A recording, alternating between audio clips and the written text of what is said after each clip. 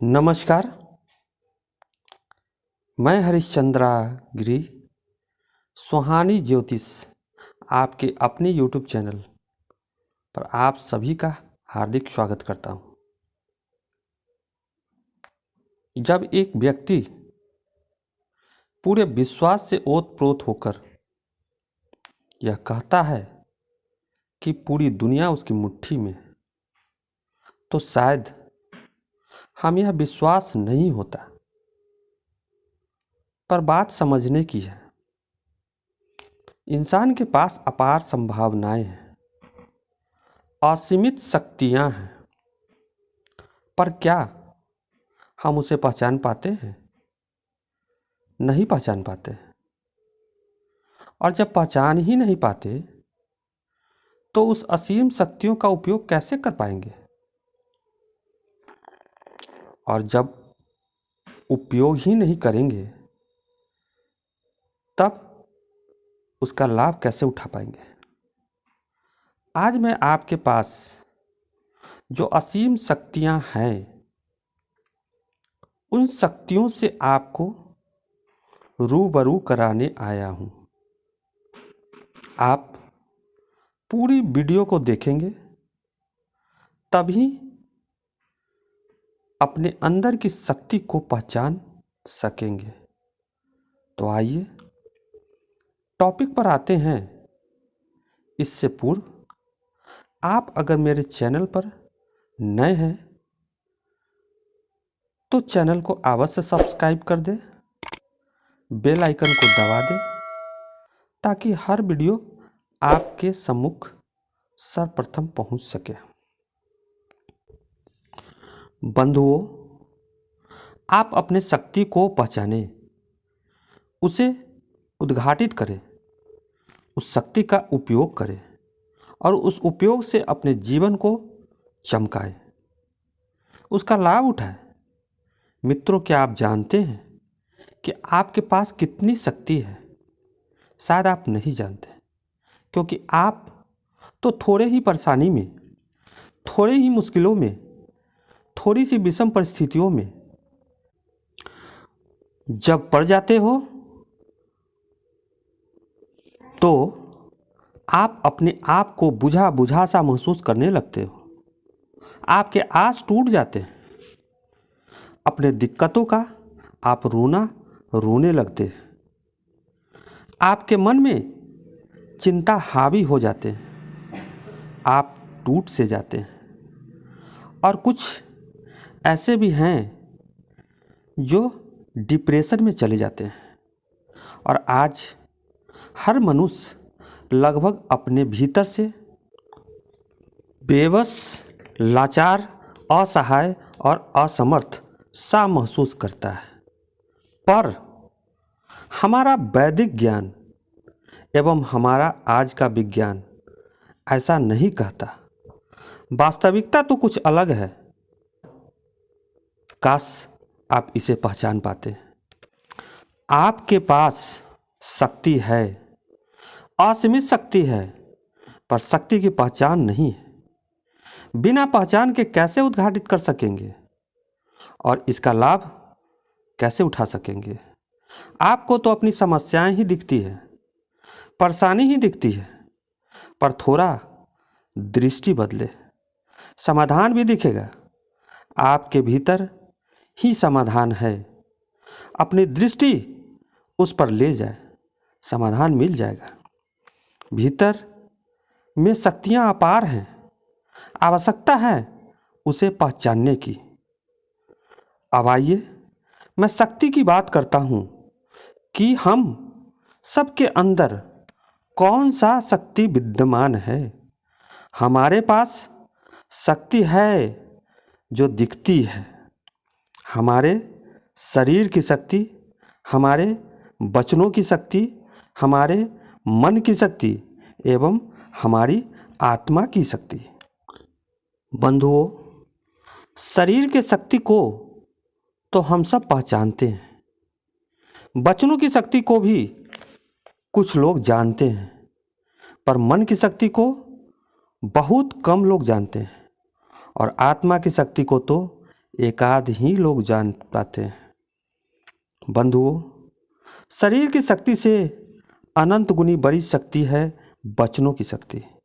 वचनों से अनंत गुनी बड़ी शक्ति है मन की शक्ति, और मन की शक्ति से अनंत गुनी बड़ी शक्ति है आत्मा की शक्ति, आपकी चेतना की शक्ति।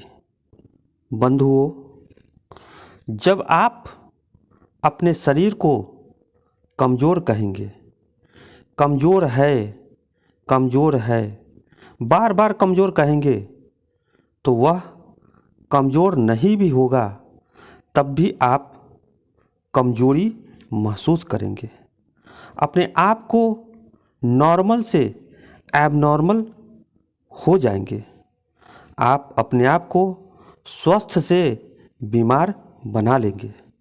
ठीक इसके विपरीत बीमार व्यक्ति भी स्वस्थ हो सकता है अगर वह स्वस्थ समझने लगे अपने आप को, क्योंकि इन सबों का संबंध हमारे मन एवं हमारे मस्तिष्क से जुड़ा है।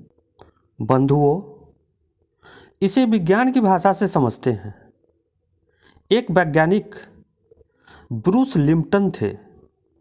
उन्होंने इस विषय पर गहरा अध्ययन किया और उन्होंने एक बड़ा ही गहरा बात बताया। उन्होंने कहा कि मनुष्य की शरीर में अपार ऊर्जा है।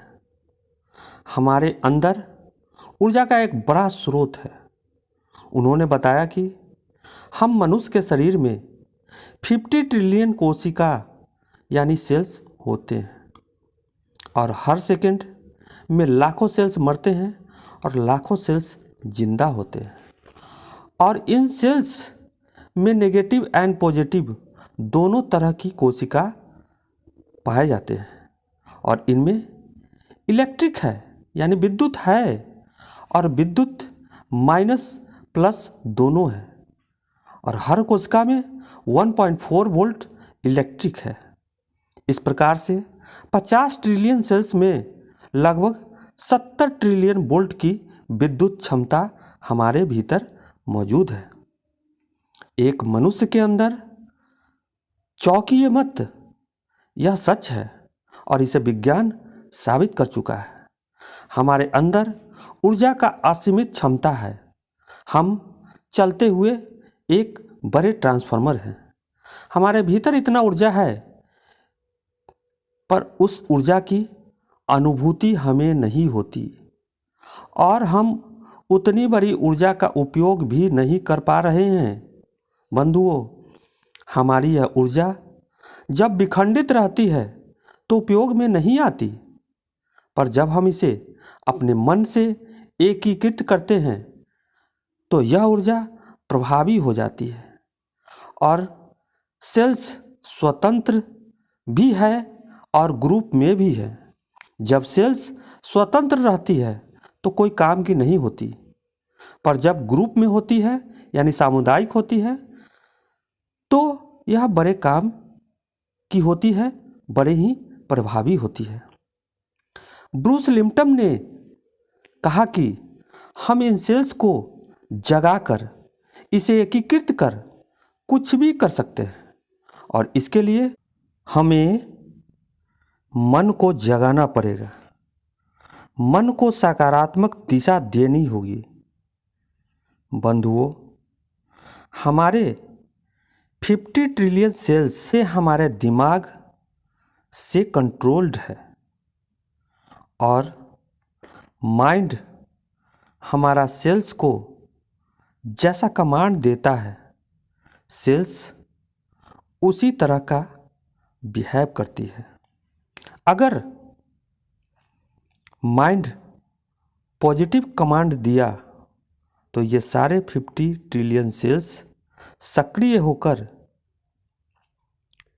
हमें ऊर्जावान बना देते हैं, हमें ताकत से भर देते हैं।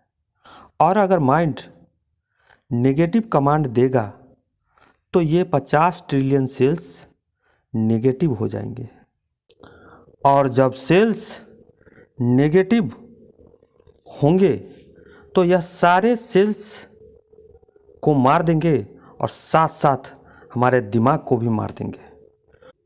जी हाँ बंधुओं, आप सही समझे। जब माइंड नेगेटिव कमांड देता है तो ना सिर्फ हमारे सेल्स नेगेटिव होते हैं बल्कि हमारा दिमाग भी मर जाता है। सेल्स तो मरते ही हैं, पर दिमाग का मरना कितना मुश्किल है और इसका नतीजा होता है डिप्रेशन, अवसाद एवं पागलपन। साइंटिस्ट ब्रूस लिप्टन ने दो और व्यवस्थाएं बताए, एक प्लेसिबो और दूसरा नोसिबो।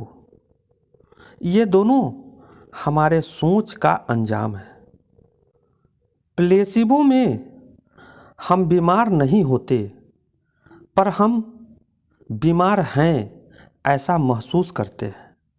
और जब डॉक्टर के पास जाते हैं तो डॉक्टर यह समझ जाता है कि इस व्यक्ति को प्लेसिबो इफेक्ट है और वह शक्कर की गोलियां खाने के लिए दे देते हैं और हमें यानी उस मरीज को यह विश्वास दिला देते हैं कि जाओ इस गोली को खाओ, आपकी सारी बीमारियां दूर हो जाएंगी।